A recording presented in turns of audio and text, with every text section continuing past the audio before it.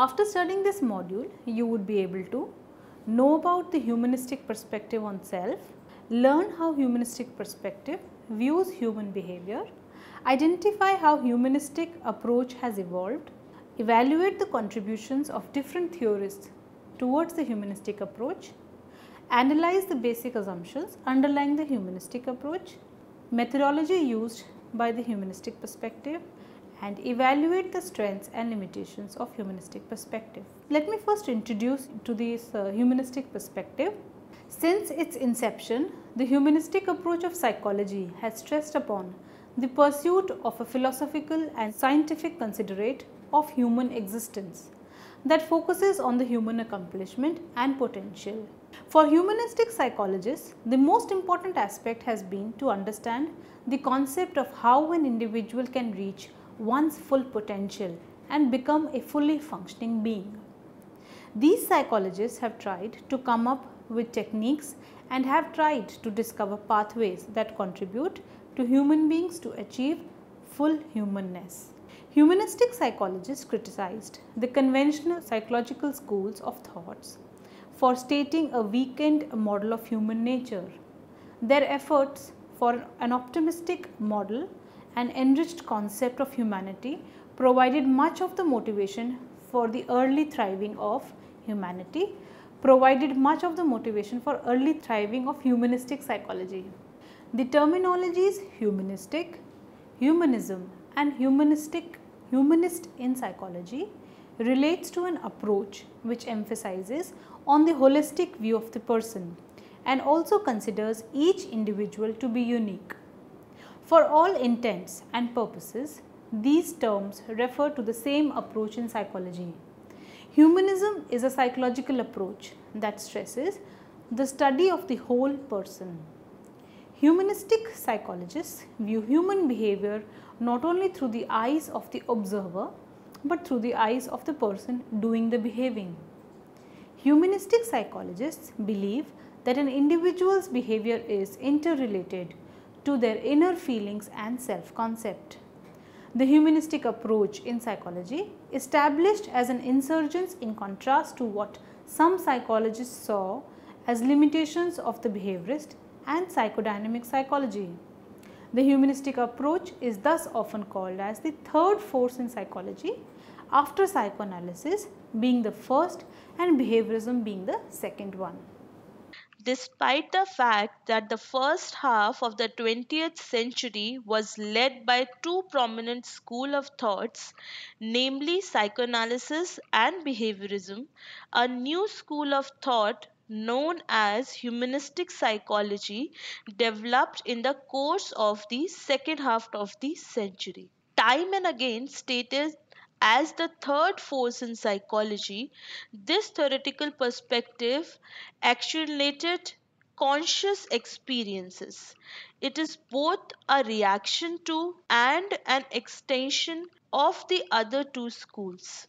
It is both an abstract entity and a practical guide for living.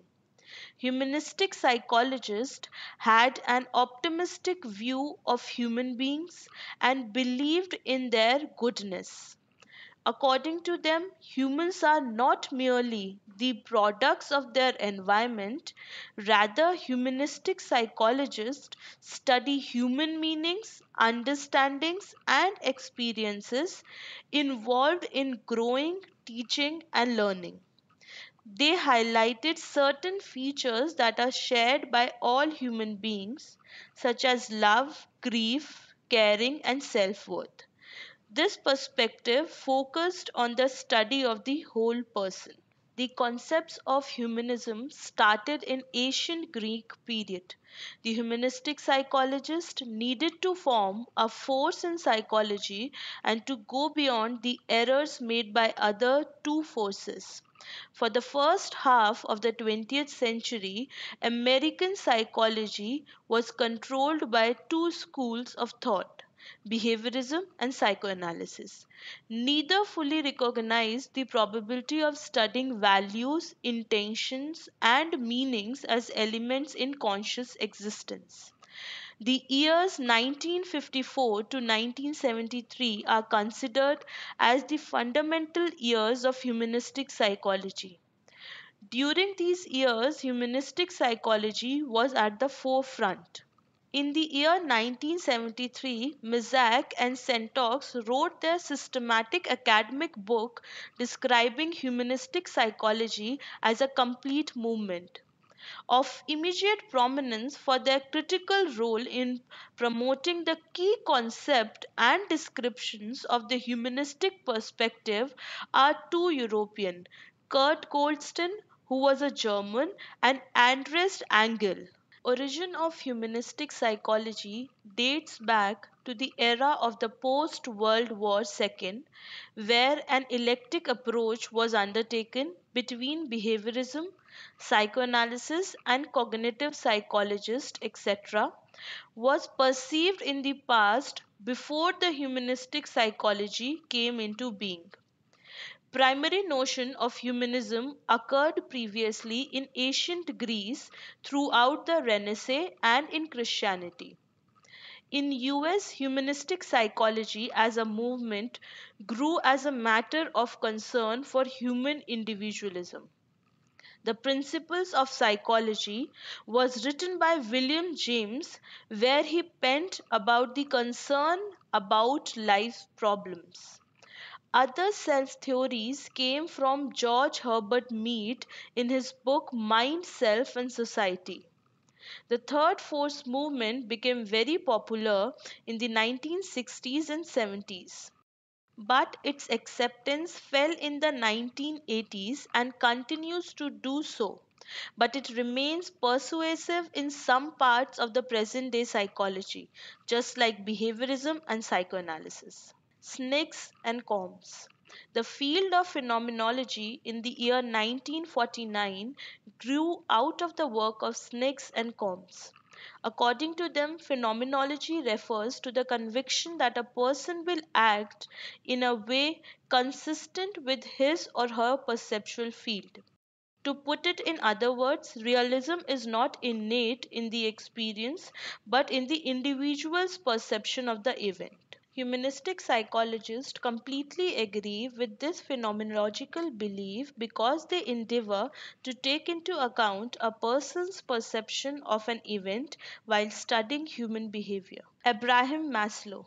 Abraham Maslow, an American psychologist, is considered as one of the prominent figures and founding father associated with humanistic psychology. He was the one who built this third force as he had an optimistic view of human beings and focused on human potential rather than in pointing out human deficiencies. He condemned the psychologists of his time for studying mentally ill and maladjusted humans rather than those who are superior and healthy. He preferred a more positive approach towards psychology. He believed that each individual has an innate capacity to strive towards self actualization. His theory of the self and of self actualization served as a foundation for later humanistic psychologists. Maslow's effort has facilitated in the understanding of motivation and self actualization, which is now being applied in various fields to enhance the overall potential of an individual, for example, in the area of education, counseling, organization, defense, politics, etc.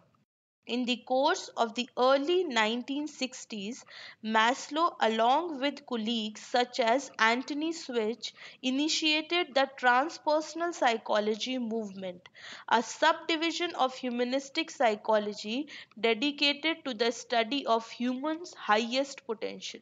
Morris, another theorist who contributed and extended the humanistic psychology, was Morris.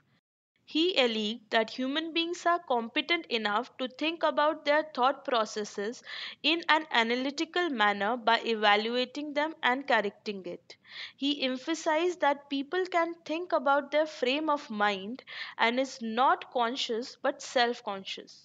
According to him, with self awareness, individuals can enhance themselves and reach their full potential.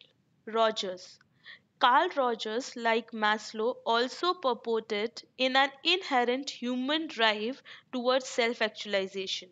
He further added that for a person to grow, they require an environment that offers them with genuineness, acceptance, and empathy.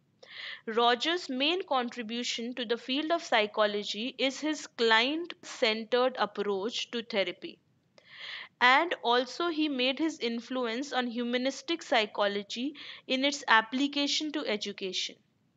He developed an educational philosophy that emphasizes the importance of forming personal meanings during the learning process.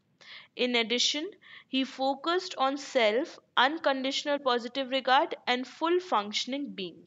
James Bugental.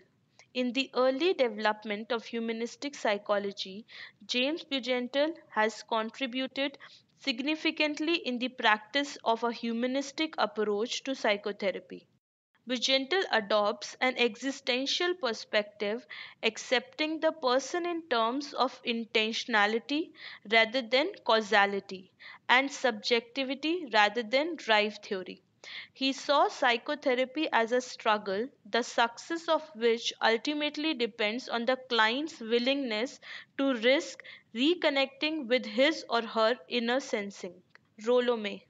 Rolome, the eminent existential psychologist and existential psychotherapist, was a co founder of the humanistic psychology movement. He was a forthright critic of his contemporaries and was chiefly responsible for assimilating the humanistic and existential traditions. He claimed that human nature can only be understood by concentrating on the individual's subjective experience and stressed that the authentic self was only experienced when we assert ourselves, take a stand against what we find undesirable. He highlighted the central role of freedom, choice, and responsibility in human existence. The basic ideas behind humanistic psychology are simple. They hold the following beliefs. Behavior must be understood in terms of the subjective experience of the individual. If you wish to understand behavior, one should include how the person sees the world.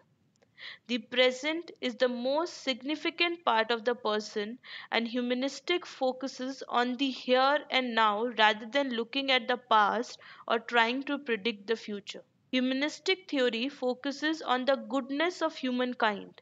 According to them, actions of people may not always be positive, but this does not mean that individuals are not good. Humanistic theory is reality based, and to be psychologically healthy, people take responsibility for themselves, whether the person's actions are positive or negative. The goal of life should always be to achieve personal growth and understanding.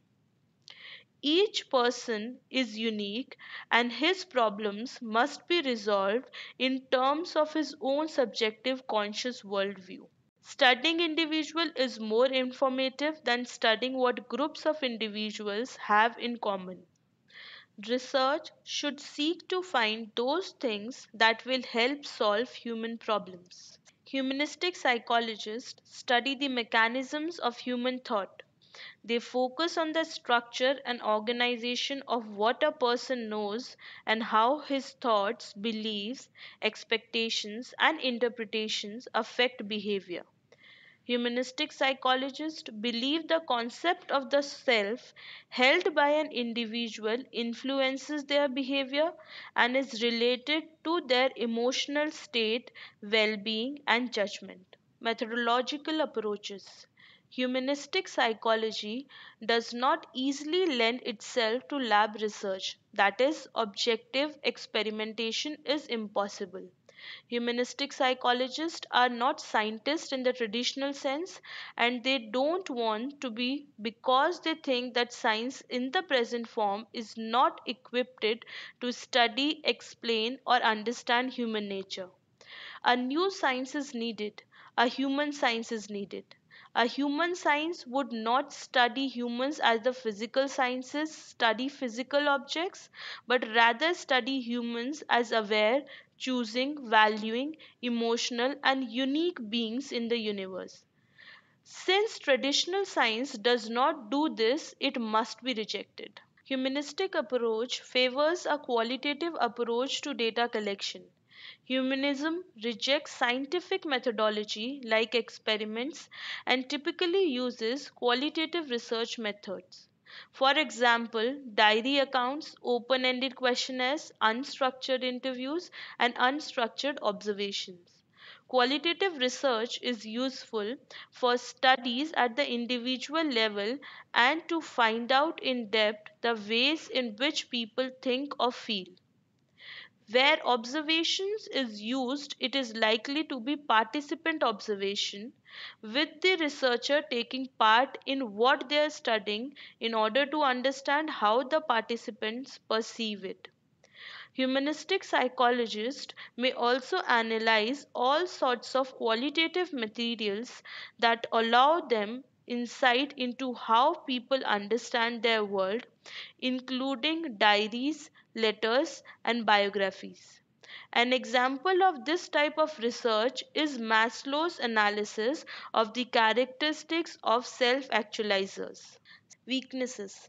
The criticism have centered on the difficulty of verifying the basic assumptions of the approach, as well as on the question whether unconditional positive regard does in fact lead to greater personality adjustment. Humanistic approach have also been criticized for assuming that people are basically good, a notion that is unverifiable and equally important for using non-scientific values to build supposedly scientific theories. Humanistic psychologists deliberately adopt a non scientific approach to studying humans. For example, their belief in free will is in direct opposition to the deterministic laws of science. Strengths. Still, humanistic theories have been important in highlighting the uniqueness of human beings and in guiding the development of a significant form of therapy designed to alleviate psychological difficulties. Humanism can gain a better insight into an individual's behavior through the use of qualitative methods such as unstructured interviews. The approach also helped to prove a more holistic view of human behavior in contrast to the reductionist position of science. On the other hand, the counseling approaches developed by Rogers and other humanists have helped many people overcome difficulties they face in life, which is a significant contribution to improving people's lives. Now friends, let us summarize. The humanistic approach is thus often called as the third force in psychology, after psychoanalysis being the first and behaviorism being the second one. Humanistic psychologists had an optimistic view of human beings and believed in their goodness. That is the first thing that we learned in this chapter. The origins of humanistic psychology can be traced back as far as the Middle Ages, when the philosophy of humanism was born. Modern humanistic psychology emerged in the mid-1950s, reaction to the schools of behaviorism and psychoanalysis. Humanistic psychology developed into a vital field of psychology during the second half of the 20th century. The founding theorists behind this school of thought are Abraham Maslow and Carl Rogers chiefly. The basic assumptions of the humanistic approach are that behavior must be understood in terms of the subjective experience of the individual and that behavior is not guarded by either past experience of the individual or current circumstances. Humanism rejects the scientific methodologies like experiments and typically uses qualitative research methods. Qualitative research is useful for studies at the individual level to find out in depth the ways in which people think or feel, example, the case study method. Humanistic psychology has contributed in the areas such as therapy, abnormality, motivation and personality.